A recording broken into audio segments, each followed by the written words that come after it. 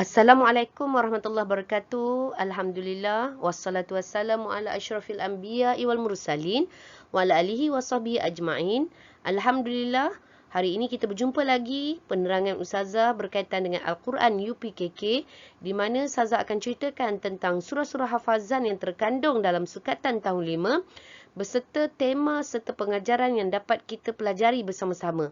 Diharapkan penerangan Ustazah ini membantu kamu untuk mengetahui surah hafazan, tema dan serta pengajaran yang terkandung dalam sukatan tahun 5. Alhamdulillah, untuk tahun 5 ada 3 surah hafazan yang perlu kamu pelajari.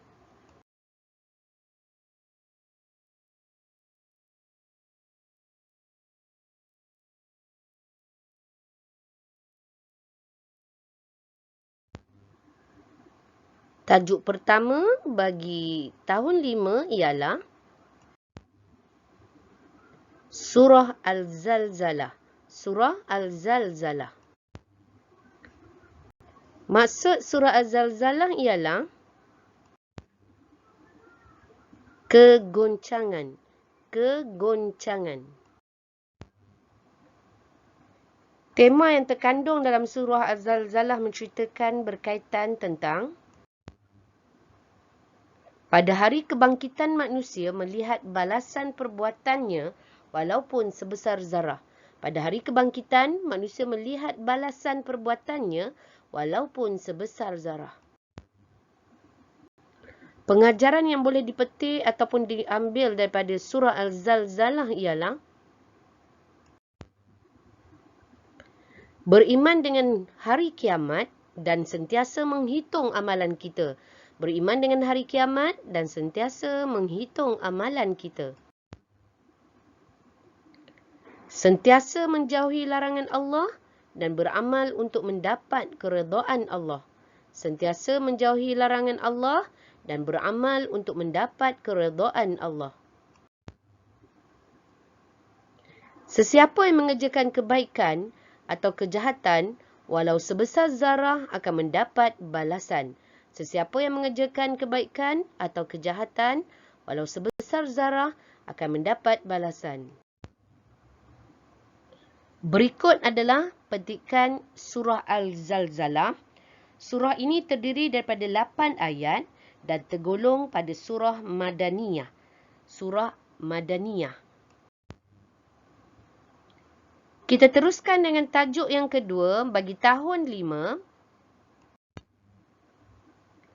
Tajuk kedua bagi tahun 5 ialah surah Al-Bayyinah. Surah Al-Bayyinah. Surah Al-Bayyinah bermaksud bukti yang nyata. Bukti yang nyata. Tema yang terkandung dalam surah Al-Bayyinah ialah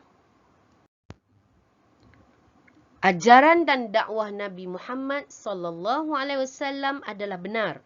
Ajaran dan dakwah Nabi Muhammad sallallahu alaihi wasallam adalah benar. Pengajaran yang boleh kita ambil daripada surah Al-Bayyinah ialah sentiasa menjaga dan memelihara kesucian agama Islam. Sentiasa menjaga dan memelihara kesucian agama Islam. Membaca Al-Quran dan beramal dengannya di dalam kehidupan. Membaca Al-Quran dan beramal dengannya di dalam kehidupan.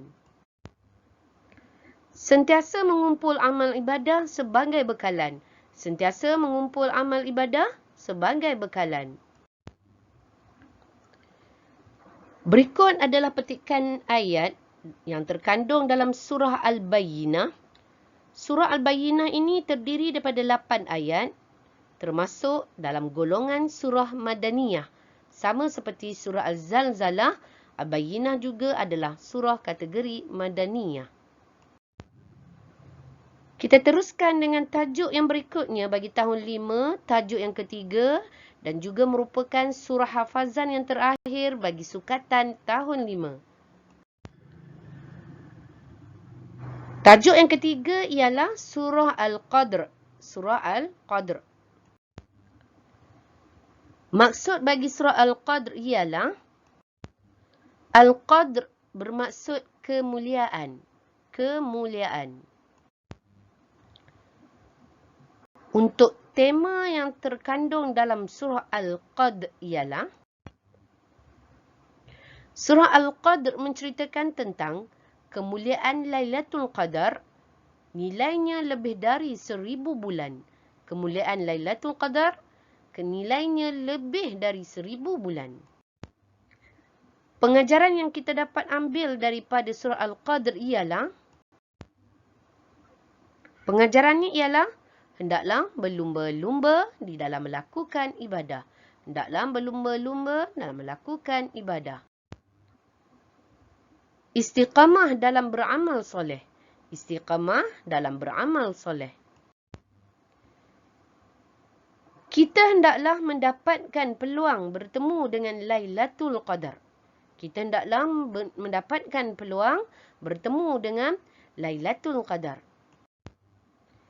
Sentiasa meningkatkan amalan pada Lailatul Qadar. Sentiasa meningkatkan amalan pada Lailatul Qadar. Memohon keampunan dari Allah. Memohon keampunan dari Allah. Berikut adalah surah Al-Qadr. Surah Al-Qadr hanya ada 5 ayat sahaja dan merupakan tergolong dalam surah Makkiyah.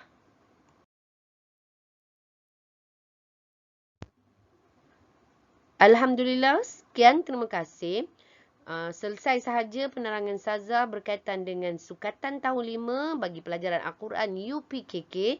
Bagi mata pelajaran hafazan, diharapkan dengan penerangan Saza ini membantu kamu untuk mengingat dari segi tema dan juga pengajaran yang terkandung dalam surah-surah hafazan.